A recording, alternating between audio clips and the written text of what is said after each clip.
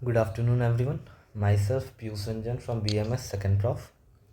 और आज मैं आयुर प्रेप की जो हम्म और आज मैं आपको आयुर प्रेप का जो ये यूट्यूब चैनल है उस पर संहिता अध्ययन के सब्जेक्ट को पढ़ाने वाला हूँ।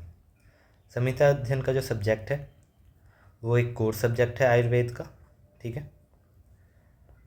इसको पढ़ाने से पहले मैं कुछ इंट्रोडक्शन आपको देना चाहूँगा संहिता के रिलेटेड, इस सब्जेक्ट के रिलेटेड ये होता क्या है।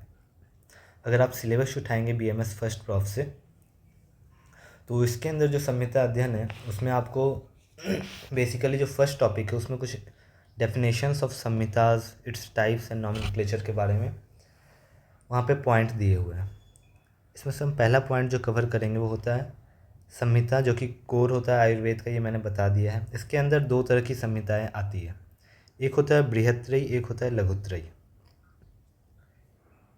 द फर्स्ट वन इज बृहत्त्रयी, सॉरी,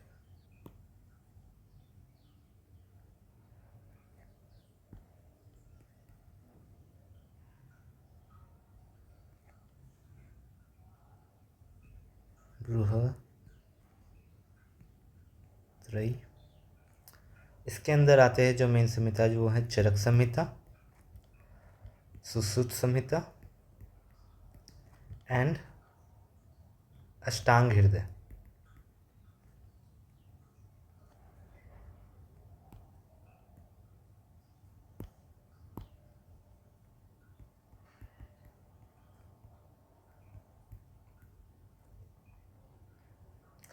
जो हमारा लघुत्रयी होता है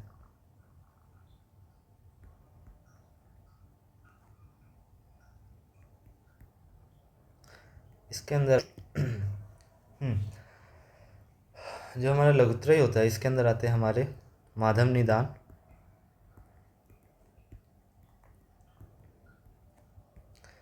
सारंगधर संहिता,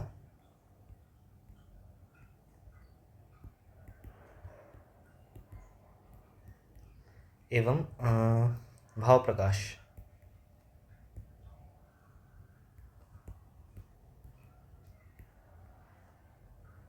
ये हो गया हमारा बृहत्त्रयी और हो गया हमारा लघुत्रयी।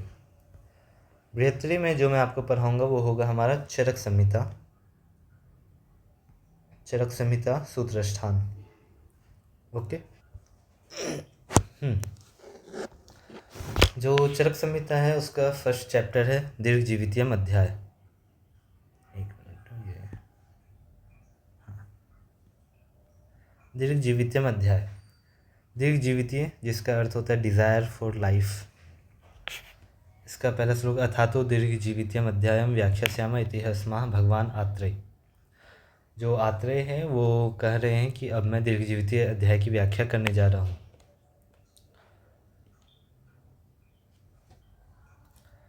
मैं आपको इसके अंदर भी जो फर्स्ट सब टॉपिक है इस चैप्टर का वो है आयुर्वेद अवतरण, वो समझाने जा रहा हूँ।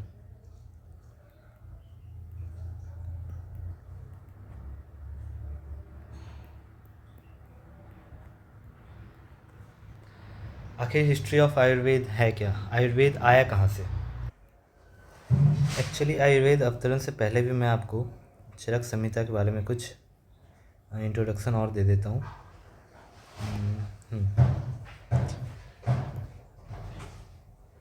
जब आप चरक संहिता खोलोगे तो आपको ये दीर्घजीवितीय अध्याय मिलेगा। इसमें भगवान आत्रेय ने यह अध्याय अथातो दीर्घजीवितीय अध्याय व्याख्यास्यामः ये कहते हुए दीर्घजीवितीय अध्याय की शुरुआत की। उसके बाद चरक संहिता के बारे में कुछ जानकारी दी गई है, जैसे कि इस प्रकार दीर्घ जीवन की इच्छा से अग्निवेश आदि शिष्यों को शिष्टाचार प्रश्न करने पर भगवान आत्रेय पुनर्वसु ने आयुर्वेद का उपदेश देने के लिए सर्वप्रथम दीर्घजीवितीय नामक अध्याय का एक प्रारंभ किया। क्योंकि आगे यह बतलाया जाएगा कि मनुष्य के जीवन में 3 ऐषणाएँ होती है। इन तीनों में सर्वप्रथम प्राण ऐषणा ही आती है, क्योंकि प्राण के अभाव से सभी इच्छाओं का अभाव हो जाता है। इसलिए दीर्घ जीवन प्राप्त करने के लिए ऋषियों ने आयुर्वेद का उपदेश सुनना चाहा और भगवान आत्रेय ने उसी को प्रथम उपदेश दिया। इसके बाद आपको जो चरक संहिता है उसको किस प्रकार से बांटा गया है, अलग अलग स्थानों में, अलग अलग स्थानों के अंतर्गत भी अलग अलग अध्यायों में, मैं उसका पहले थोड़ा सा इंट्रोडक्शन दे देता हूँ। चरक संहिता में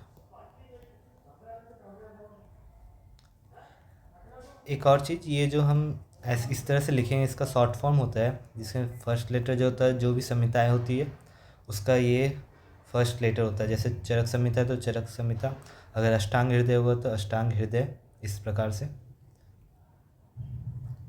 और अगर सुश्रुत होगा तो वो सुश्रुत संहिता।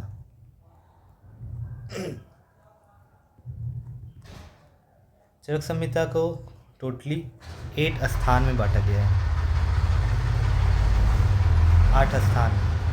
इन 8 स्थानों में कुल 120 चैप्टर्स होते हैं। पहला स्थान है सूत्र स्थान, जिसमें कि टोटल 30 चैप्टर्स होते हैं, 30 अध्याय। दूसरा है निदान स्थान, इसमें टोटल 8 चैप्टर्स होते हैं।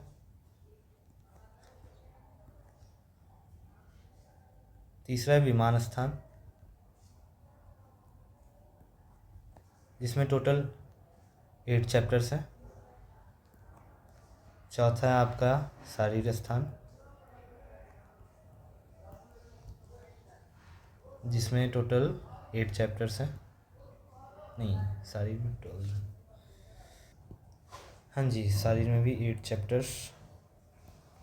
सूत्र, निदान, विमान, शारीर, इंद्रिय।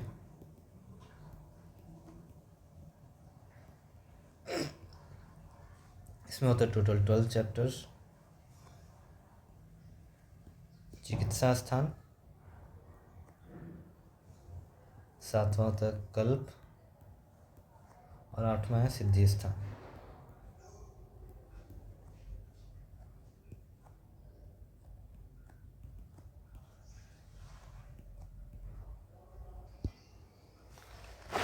अब चिकित्सा स्थान में भी 30 चैप्टर्स होते हैं, कल्प स्थान में 12 चैप्टर्स, सिद्धि स्थान में 12 चैप्टर्स।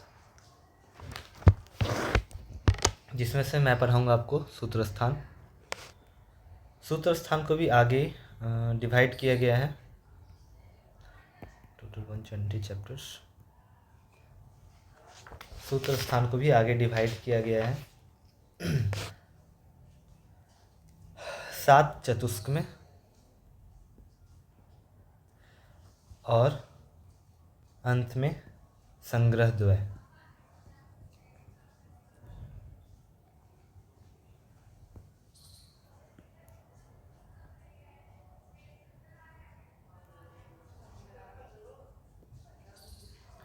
सात चतुष्क और संग्रह द्वय।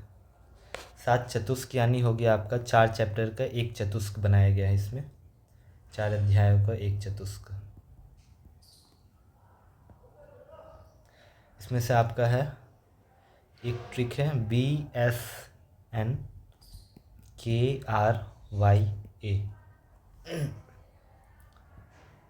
भेषज, भेषज, स्वास्थ्य, निर्देश, कल्पना, फिर आपका रोग, योजना, और अन्नपान।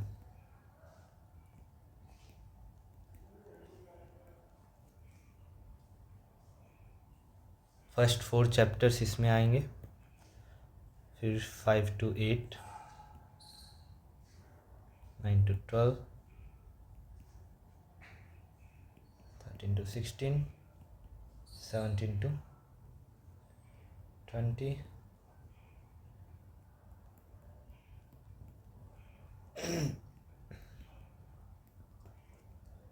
और लास्ट में संग्रह द्वय, 2 चैप्टरों का संग्रह।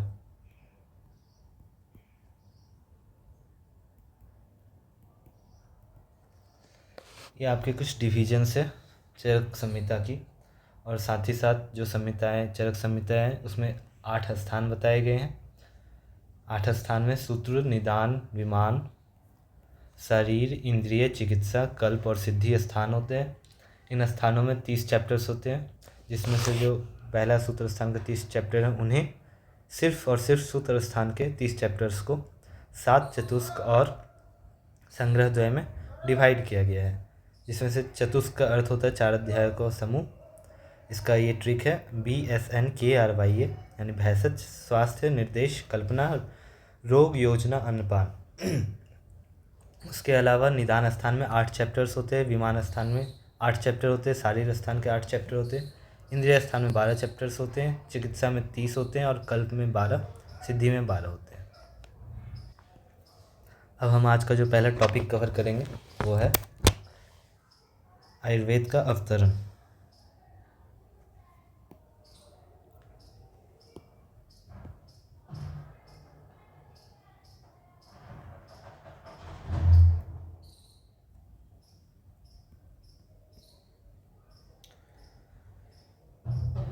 आयुर्वेद अवतरण।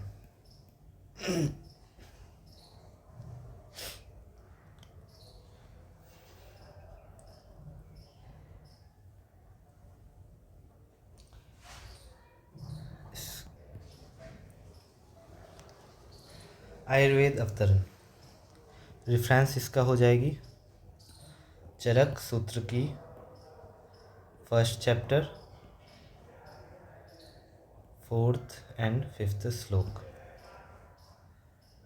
ब्रह्मा नाही यथा प्रोक्तम आयुर्वेदम प्रजापति जग्राह निखिलेनादाव अश्विनौ तो पुनस्ततः अश्विभ्याम भगवा यच्छक्र प्रतिपेदे केवलम ऋषि प्रोक्तो भरद्वाजस्त समाच क्रमुपागमत। इसका मीनिंग है कि ब्रह्मा जी ने आयुर्वेद को दक्ष प्रजापति को बतलाया। दक्ष प्रजापति ने निखिल अश्विनी कुमारों को बताया, पुनः अश्विनी कुमारों ने भगवान इंद्र को बताया और भगवान इंद्र ने भारद्वाज ऋषि को आयुर्वेद का सूत्र रूप में ज्ञान दिया। इसको हम इस प्रकार देख सकते हैं।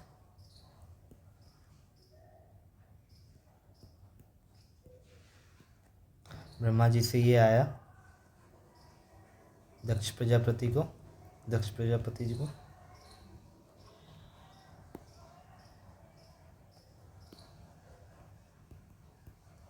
दक्ष प्रजापति से अश्विनी कुमारों को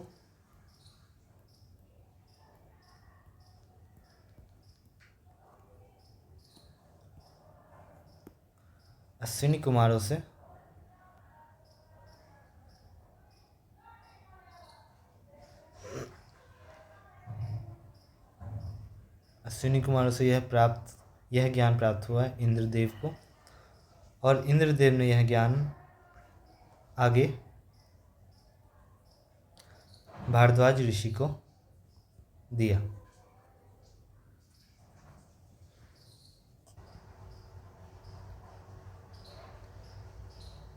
ये है हमारा आयुर्वेद अवतरण। ब्रह्मा जी से दक्ष प्रजापति जी से अश्विनी कुमारों से इंद्र को, और इंद्र से भारद्वाज ऋषि को यह ज्ञान प्राप्त हुआ। अगले वीडियोस में हम देखेंगे कि कैसे यह चरक संहिता का निर्माण हुआ, कि इन्होंने चरक संहिता का निर्माण किया, और भारद्वाज ऋषि से आगे कैसे इनके शिष्यों को यह ज्ञान प्राप्त हुआ। Thank you.